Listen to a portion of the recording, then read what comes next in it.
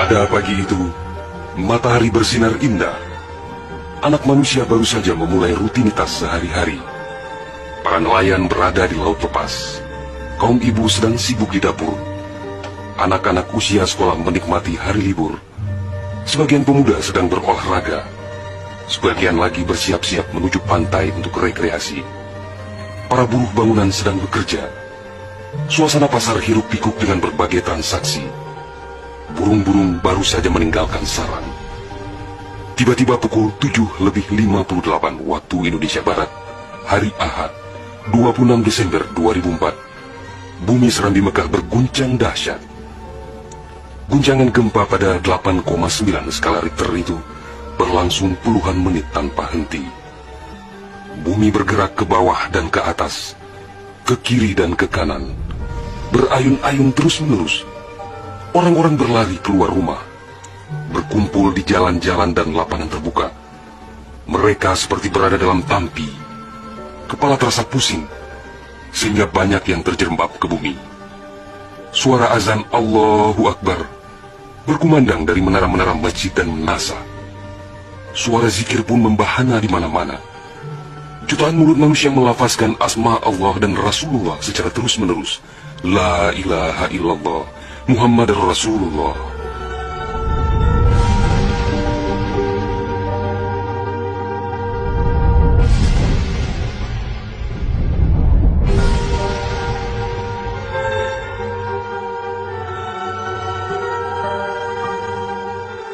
Seusai gempa dahsyat itu, sebagian orang pergi untuk melihat-lihat situasi, karena terbetik kabar bahwa di tempat tertentu ada bangunan yang rubuh, ada tanah yang terbelah, dan ada pula rumah yang ditelan bumi. Tidak terpikirkan oleh mereka apa yang akan terjadi setelah itu. Tidak ada tanda-tanda alam yang begitu kentara. Tidak ada yang mampu menafsirkan dan menduga sebentar lagi akan terjadi bencana maha dahsyat yang meluluh lantakkan permukiman penduduk sepanjang pesisir Aceh. Tidak ada pula yang mampu menerjemahkan berbagai firasat atas pusaran nasib yang bakal menimpa tanah rencong. Juga hampir tidak ada yang memahami tanda alam, manakala air laut surut beberapa ratus meter. Orang-orang di pesisir pantai tampak asyik mengumpulkan ikan yang menggelbar-gelbar. Bahkan air sungai pun mengering, namun tidak ada yang dapat membaca tanda-tanda itu. Mereka seakan melupakan gempa yang baru berlalu.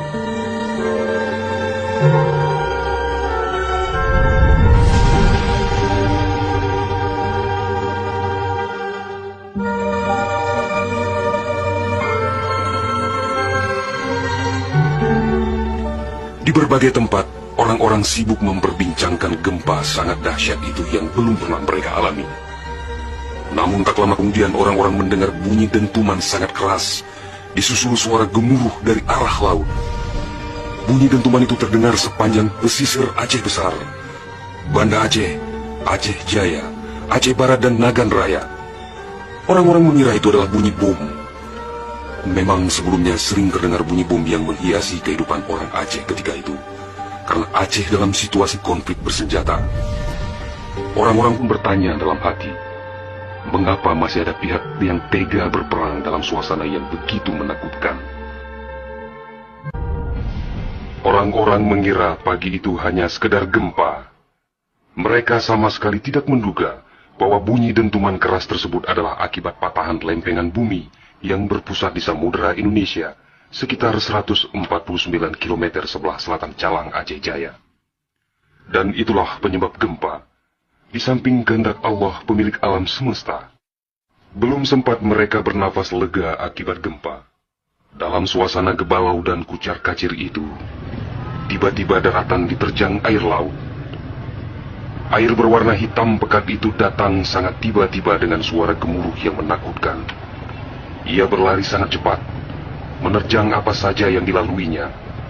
Di tempat-tempat tertentu air mencapai ketinggian 18 meter.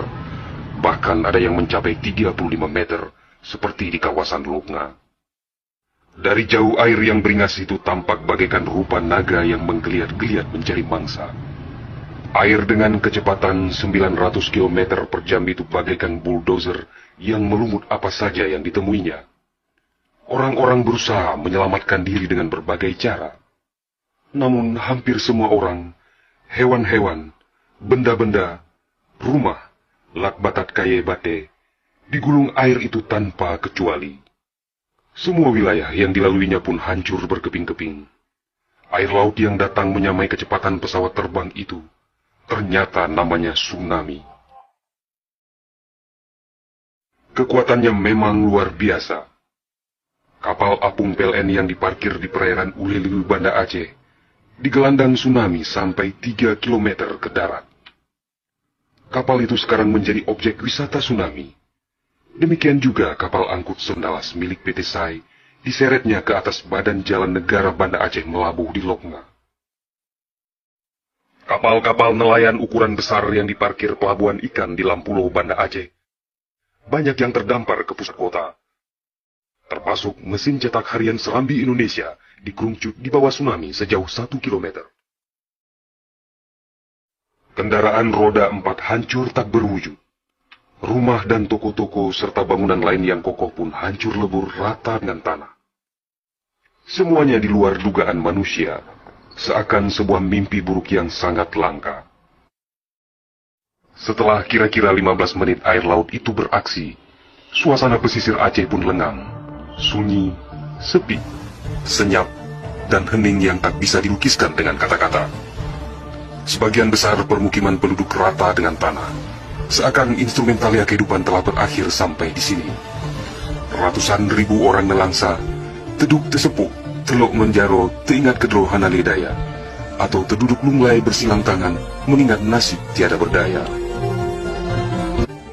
Tsunami yang diakibatkan gempa tektonik itu juga melanda Malaysia, Thailand, India, Maladewa, Sri Lanka.